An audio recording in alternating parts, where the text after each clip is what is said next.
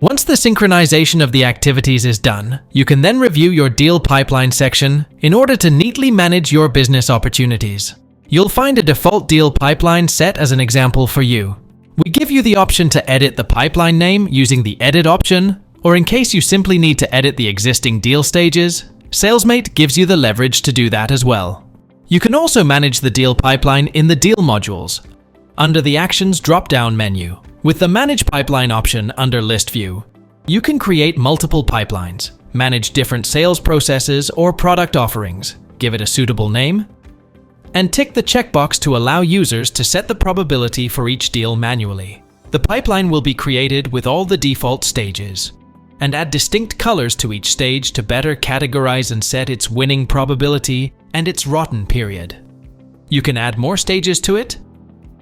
You can also drag and shuffle it to set the process flow. Once done, hit on Save. The Manage Pipeline option under Deal Board View allows you to update a particular pipeline, in case you need to make any changes. You can also easily add a new pipeline right from the selected pipeline option. That's it. Enjoy managing your business opportunities in a structured manner.